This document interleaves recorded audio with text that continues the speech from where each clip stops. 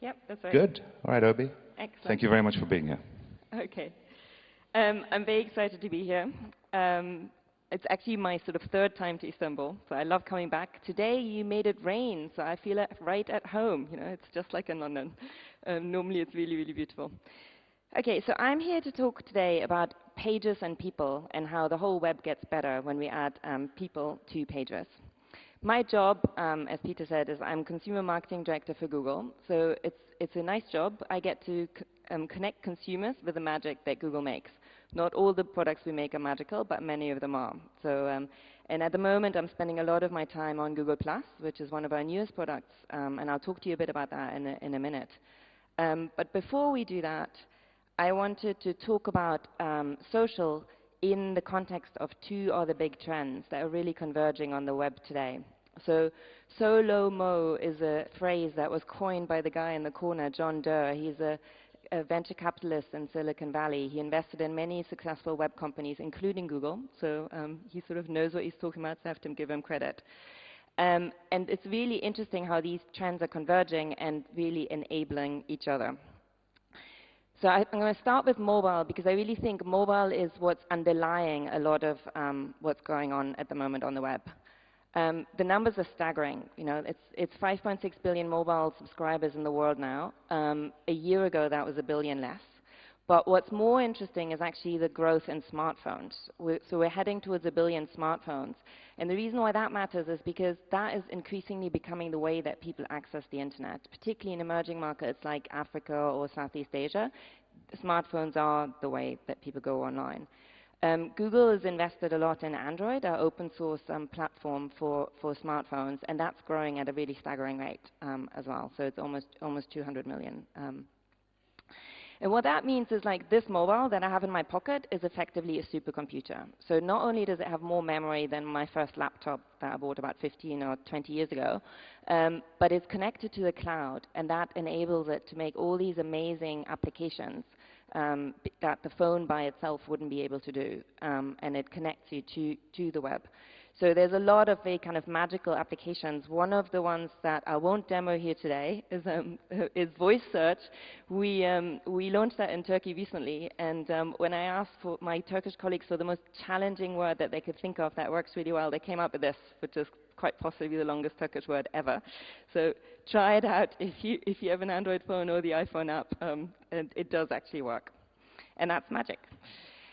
The phone is also becoming the ultimate shopping companion. So these are numbers from the US, you know, where almost 80% of people shop with their phone. Now, of course, that's interesting in a social context, because shopping's always been a social thing, right? Like, every teenager goes out with their girlfriends to go shopping, etc.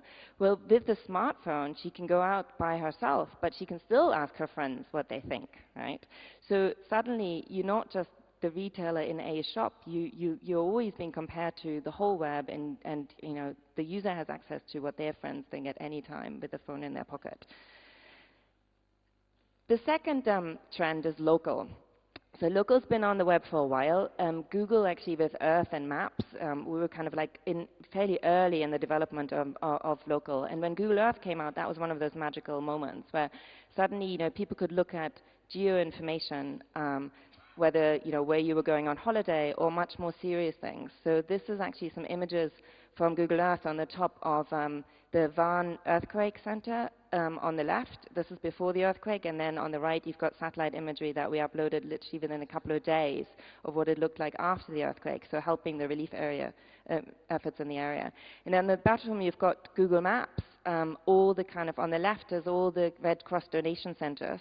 So the Red Cross gave us their data, we overlaid it onto Google Maps, and on the right you see a map that was created by users in the area who said, you know, I need more stuff in this village and that village. So it's an amazing combination of, like, you know, user-generated social data with maps. So it's a really good example, I think, how social can actually be very useful.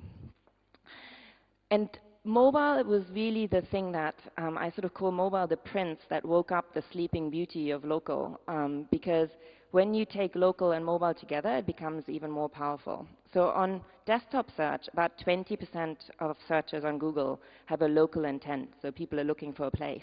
On mobile, that's double, and that's obvious, right? You're out and about, you're looking for a restaurant, etc.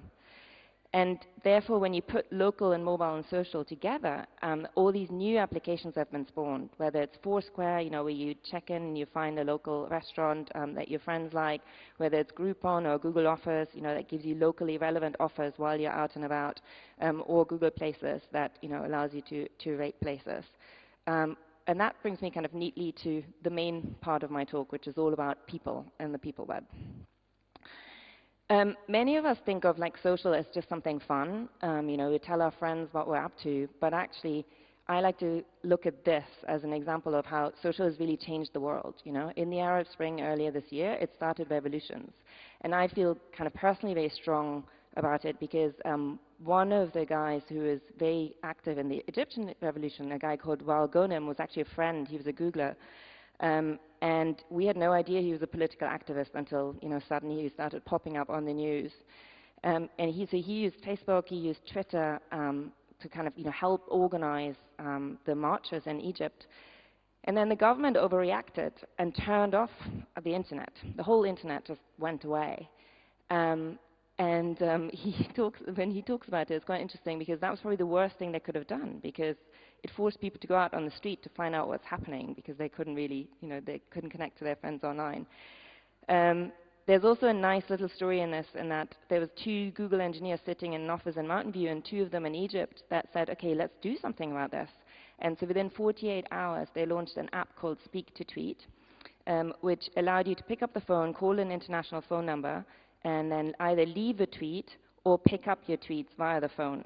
So it was kind of reconnecting people. And it's an example of, like, you know, how people just, you know, spontaneously do things at Google sometimes. So that's kind of the serious side of social. If you look at the numbers, you know, the previous speaker shared some of the Turkey numbers. These are global numbers. You know, in 6 years, 800 million users of Facebook, 300 million in 3 years on Twitter. These are just amazing numbers. Google Plus, which launched just this summer, in 3 months got 40 million users. So it's a very steep trajectory, but it's obviously very early days, and these, you know, kind of very small numbers from a Google point of view as well. When I talk about Google Plus, I think it's quite interesting to put it in the context of what we've done in social in the past, because we got a lot of criticism in the past. You know, Google doesn't get social, like we build all these products that weren't very successful. The reason I'm sharing this is because I think it's actually a really interesting lesson for people to launch stuff even if it's not going to be successful. So